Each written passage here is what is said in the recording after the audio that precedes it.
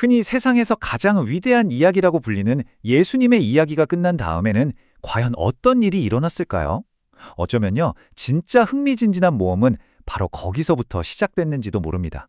예수님이 떠나셨을 때 많은 사람들은 이제 모든 게 끝났구나 라고 생각했을 거예요. 하지만 그건 끝이 아니었습니다. 오히려 그의 친구들, 바로 제자들에게는요, 완전히 새로운 차원의 거대한 모험이 이제 막 펼쳐지려고 하고 있었죠. 오늘 우리가 함께 살펴볼 이야기는 바로 이거예요. 어떻게 그 깊은 슬픔과 절망이 놀라운 믿음과 용기로 바뀔 수 있었는지, 그리고 지극히 평범했던 사람들이 어떻게 세상을 뒤바꿀 엄청난 힘을 얻게 되었는지에 대한 이야기입니다. 자, 그럼 이 위대한 임무가 어떻게 시작되었는지 그 출발점으로 함께 가보시죠. 모든 건 바로 두려움으로 가득 찼던 어떤 방에서부터 시작됩니다. 한번 상상해 보세요. 제자들은 가장 사랑하고 의지했던 스승을 잃었어요. 당연히 큰 슬픔과 절망에 빠졌겠죠. 혹시 우리도 똑같이 잡혀가면 어쩌나 하는 두려움에 문을 꼭꼭 걸어 잠그고 꼼짝도 못하고 숨어 있었던 겁니다. 바로 그때였습니다. 정말 갑작이었어요.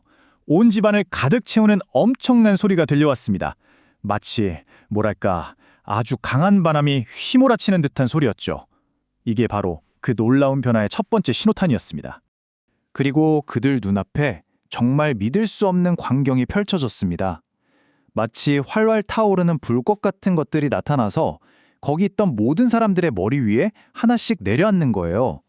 이 불꽃은요, 그들에게 주어진 새로운 힘, 그리고 뜨거운 열정을 상징하는 거였습니다. 이 놀라운 힘의 결과는요, 정말 즉각적으로 나타났습니다. 두려움에 떨던 제자들이 담대하게 밖으로 나가서 자신들의 메시지를 전하기 시작했는데요. 바로 그날 하루 만에 무려 3,000명이나 되는 사람들이 그들의 이야기에 마음을 열고 새로운 믿음을 받아들였습니다. 정말 어마어마한 시작이었죠? 자, 이제 우리 이야기의 첫 번째 영웅 베드로를 만나볼 시간입니다. 한때는 두려워서 예수님을 모른다고까지 했던 그가 어떻게 이렇게 놀랍도록 용감한 리더로 변신했는지 한번 같이 보시죠. 어느 날 베드로가 성전으로 가다가 한 남자를 만납니다. 이 남자는 태어나서 40년 동안 단 한 번도 걸어본 적이 없었어요. 늘 그 자리에서 구걸만 했죠. 베드로는 돈 대신에 예수님의 이름으로 그를 위해 기도해줬습니다. 그러자 믿을 수 없는 일이 벌어졌어요. 남자가 벌떡 일어나서 걷고 또 막 뛰기까지 하면서 기뻐하는 게 아니겠어요? 평생의 슬픔이 정말 한순간에 기쁨으로 바뀐 거죠. 이 기적 때문에 베드로는 결국 예수님을 십자가에 못 박았던 바로 그 종교 지도자들 앞에 불려가게 됩니다. 근데요, 이제 베드로는 더 이상 두려워하지 않았어요. 오히려 그들 앞에서 아주 담대하게 외쳤죠. 이 사람이 낳게 된 건 바로 당신들이 십자가에 못 박았던 나사렛 예수님의 이름 때문입니다. 라고요.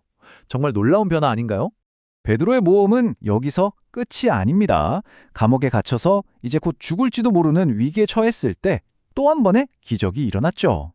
슬라이드에 보이는 것처럼요. 깊은 밤에 갑자기 천사가 나타나 그를 깨웠습니다. 그러자 손목을 묶고 있던 쇠사슬이 스르륵 풀리고 굳게 갇혀있던 감옥문들이 저절로 열리더니 천사가 베드로를 안전한 거리까지 데리고 나와줬어요. 완전한 자유를 얻게 된 거죠. 와, 정말 영화의 한 장면 같지 않으세요? 모든 위대한 이야기에는 아주 극적인 반전이 있기 마련이잖아요. 자, 이제 이 이야기에서 가장 놀랍고 드라마틱한 반전의 주인공을 만나볼 시간입니다. 최악의 적이 어떻게 최고의 영웅이 되는지에 대한 이야기죠. 그의 이름은 사울이었습니다. 당시 교회에게는 가장 무섭고 두려운 적이었죠. 그의 유일한 목표는 단 하나, 예수님을 따르는 사람들을 모조리 찾아내서 없애버리는 것이었습니다. 그는 이 새로운 믿음의 뿌리를 뽑기 위해서라면 어디든 달려갔습니다. 우리가 지금 이야기하고 있는 이 모든 놀라운 사건들은요, 바로 이 책 사도행전에 기록되어 있습니다. 그 중에서도 가장 극적인 순간은 바로 교회의 가장 큰 적이었던 사울이 제자들을 잡아오기 위해 다마스쿠스라는 곳으로 가던 길 위에서 일어납니다. 그가 길을 가고 있는데 갑자기 하늘에서 너무나도 강렬한 빛이 쏟아져서 눈을 뜰 수조차 없었습니다. 그는 그 자리에서 땅으로 꼬꾸라졌죠. 그리고 어디선가 음성이 들려왔습니다. 사울아, 사울아, 네가 왜 나를 핍박하느냐? 이 목소리는 바로 그가 그토록 없애려고 했던 예수님의 음성이었습니다. 바로 이 순간 이후 모든 것이 180도 바뀌었습니다. 박해자 사울은 온데간데 없이 사라지고 그의 이름은 바울로 바뀌게 됩니다. 교회의 가장 큰 적이었던 그가 이제는 복음을 전하는 가장 위대한 용사가 된 것이죠. 자, 이제 바울의 새로운 인생이 시작됩니다.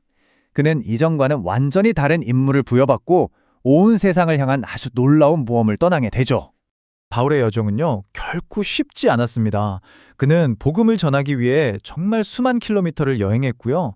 가는 곳마다 수많은 위험과 마주해야 했어요.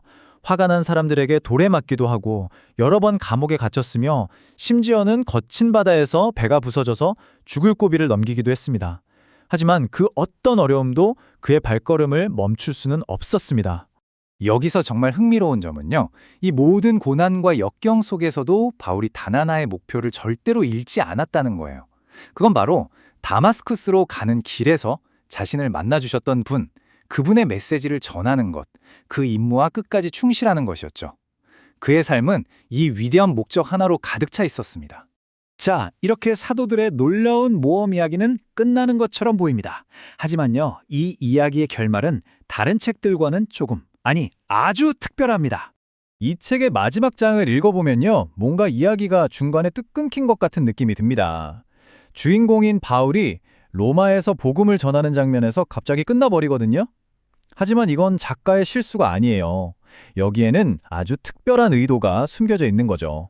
말하자면 사도들의 이야기는 이 위대한 모험의 1장이었던 셈입니다. 이 이야기는 다음 세대 그리고 또 그 다음 세대가 계속해서 새로운 장을 써내려갈 수 있도록 일부러 열린 결말로 남겨진 거예요. 그래서 핵심은 바로 이겁니다. 베드로와 바울이 시작했던 이 위대한 모험은 아직 끝나지 않았다는 것. 그렇다면 우리에게 남겨진 질문은 바로 이것이겠죠.